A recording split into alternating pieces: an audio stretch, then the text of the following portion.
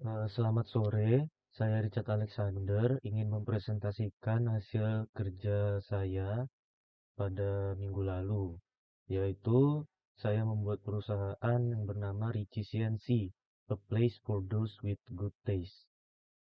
Kemudian ide bisnis saya yaitu nama perusahaannya Richie CNC dan bidang usaha kuliner beralamat di Jalan Tunas Baru dengan telepon dan email yang tertera seperti ini. Kemudian terdapat badan hukum, tahun berdiri yaitu bisnis ini merupakan bisnis yang berbentuk CV dan didirikan pada tahun 2023. Lalu terdapat visi usaha kami, yaitu menjadi penyedia utama cake dan cookie yang terkemuka, dikenal dengan inovasi rasa dan desain yang tak tertandingi alias unik, dan memenuhi selera pelanggan di seluruh dunia, serta menciptakan momen kebahagiaan. Lalu di sini terdapat misi usaha kami yaitu menyediakan cake dan cookie terbaik dengan kualitas yang unik dan tidak tertandingi. Kemudian kepuasan pelanggan sebagai prioritas utama dengan melibatkan pelayanan yang ramah, pengiriman tepat waktu, dan responsif terhadap kebutuhan dan permintaan pelanggan. Dan terus berinovasi dalam menciptakan cake dan cookie yang unik serta kreatif. Kemudian di sini ada rencana fungsional yang dimana target pasarnya yaitu keluarga, kalangan muda, orang tua, maupun cake dan cookie lover. Kemudian di sini ada rencana promosi yang dimana eh, bisa lewat media sosial seperti TikTok, Instagram, Facebook, dan lain sebagainya.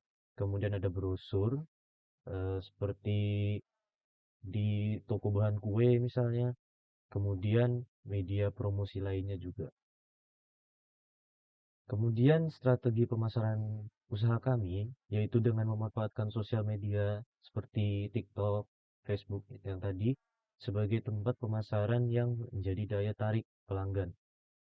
Dan tentu saja kami fokus dengan kualitas yang menjamin kepuasan untuk pelanggan.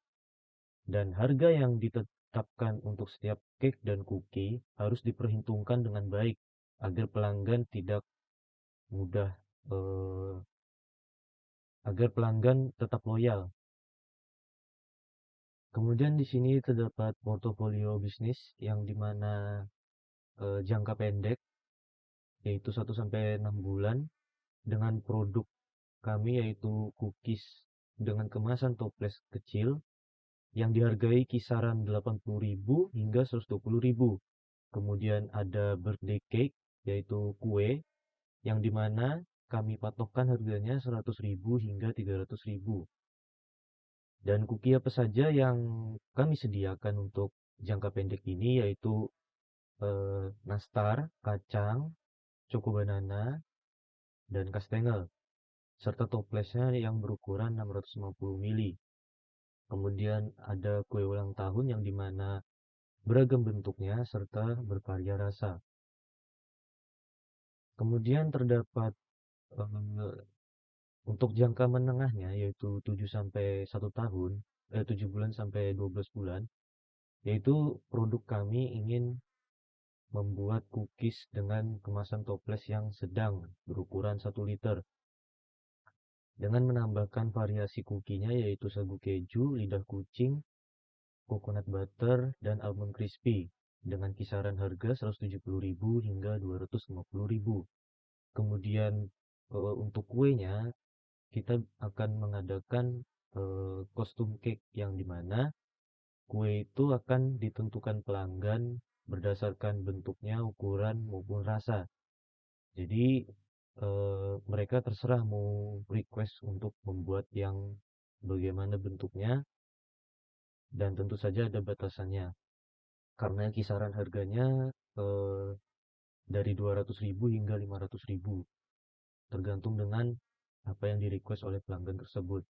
Dan kemudian di sini terdapat jangka panjangnya yaitu 2 sampai 5 tahun yang dimana kami akan terus mengembangkan dan salah satunya yaitu cookies kemasan toples besar berukuran 2 liter dengan tambahan cookie-nya yaitu putri salju, choco cheese dan jenis-jenis lainnya. yang dimana dikisarkan dengan harga 250.000 hingga 370.000. Lalu catering seperti pesta pernikahan, pesta ulang tahun misalnya, namun dengan jangka yang besar dan misalnya seperti menggunakan paket A nih, paket A isinya apa saja yaitu kue sebesar sekian gitu dan cookie sebanyak berapa sekian gitu dengan harga 500.000 ke atas. Kemudian international cake dan cookie yang dimana dikisarkan dengan harga 100.000 ke atas. Dan ini masih bersifat kostum karena international cake dan cookie itu sangat banyak varian rasanya. Kemudian terdapat struktur organisasi kami yang dimana terdapat direktur yaitu saya sendiri yang dimana nantinya eh, saya akan bertugas untuk menjaga organisasi ini. Kemudian ada departemen administrasi yang dimana tempat pengelola keuangan dan finansial-finansial lainnya. Kemudian untuk departemen produksi yang dimana bertujuan untuk memproduksi maupun membuat resep-resep baru misalnya. Dan ada departemen pemasaran untuk memasarkan produk-produk kami. Kemudian ada departemen sumber daya manusia yang dimana tempat untuk eh, melatih maupun merekrut karyawan-karyawan baru. Kemudian ada tim layanan pelanggan yang dimana untuk melayani pelanggan seperti ada keluhan misalnya atau kritik saran, semua yang melayani yaitu di tim pelayanan pelanggan ini. Kemudian ada tim kreatif yang dimana di bawah naungan departemen pemasaran dan mereka bertugas untuk berinovasi dalam eh, membuat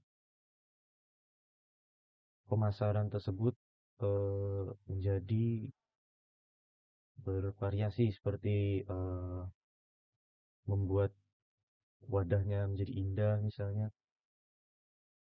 Kemudian di sini terdapat pimpinan perusahaan yaitu saya sendiri, kemudian administrasi dengan 2 karyawan, kemudian departemen produksi dengan 8 karyawan. Ini termasuk pemimpin ini. Maksudnya Alex Sempro misalnya dengan 8 karyawan. Jadi totalnya 9. Kemudian pemasaran yang dipimpin oleh Cardi dengan 3 karyawan, sumber daya manusia Anderson dengan 2 karyawannya, tim layanan pelanggan Sanders dengan 3 karyawan, serta tim kreatif Lauren dengan 3 karyawan. Dan ini merupakan job desk lengkapnya, yaitu direktur saya sendiri tadi yang mengatur organisasi ini, yaitu membuat keputusan strategis, mengatur operasionalnya, dan mengawasi kinerja seluruh departemen. Kemudian ada departemen administrasi ini yang seperti saya katakan tadi, memanajemen finansial dan pengelolaan inventaris serta proses pembayarannya ada di administrasi ini. Dan kemudian ada departemen SDM yang dimana termasuk perekrutan, pelatihan, mengembangkan karyawan, dan penggajian serta kebijakan yang akan didapatkan oleh karyawan tersebut.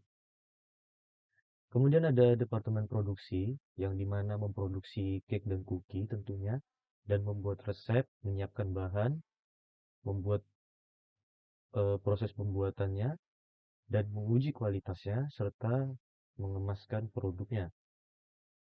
Kemudian ada tim layanan pelanggan yang dimana tentunya berinteraksi dengan pelanggan, memberikan informasi produknya, menangani keluhan, serta memberikan layanan pelanggan yang baik. Kemudian terdapat departemen pemasaran yang dimana memasarkan produk, menarik pelanggan, serta meningkatkan kualitas penjualan. Kemudian tim kreatif yaitu merancang tampilan produk yang menarik seperti kemasan, dan promosi visual serta identitas merek yang kami miliki. Kemudian di sini terdapat perencanaan keuangan yang dimana pengeluaran yang paling awal yang pokok yaitu tentu saja pabriknya dengan alatnya yang dimana kisarannya yaitu kurang lebih 450 juta untuk pabriknya dan alat pembuatannya berkisar 200 juta yang dimana totalnya 650 juta itu untuk pengeluaran pokok. Kemudian ada total pengeluaran per bulan yang dimana target penjualannya bahan apa bahan pembuatannya yaitu 210 juta dan ini eh, total dari eh, bahan yang akan dipakai untuk 1 bulan dan target penjualannya yaitu 100 unit. Kemudian ada biaya promosinya yaitu 3 juta dan biaya perawatannya yaitu 3 juta dan itu per bulan. Kemudian tentu saja eh, gaji pimpinan perusahaan itu berbeda dengan karyawan yang dimana pimpinan itu pastinya akan meluangkan waktu, tenaga, dan pikiran lebih banyak daripada karyawan. Dan untuk gaji dari pimpinan ini yaitu untuk Departemen Administrasi 7 juta, SDM 6 juta, pemasaran 6, produksi juga 6 juta, pelanggan 5 juta, serta tim kreatif yaitu 7 juta dan total pengeluarannya yaitu 37 juta ini bulanan. Dan kemudian ada pegawai karyawan yaitu masing-masing mendapatkan pada administrasi 5 juta dengan jumlah karyawan 2 dan totalnya 10 juta. Lalu SDM masing-masing 4 juta berjumlah 2 orang dan totalnya 8. Produksi 4 juta serta jumlah pegawainya 12 dan pemasaran 4 juta, kreatif 5 juta dan tim layanan pelanggan 3 juta.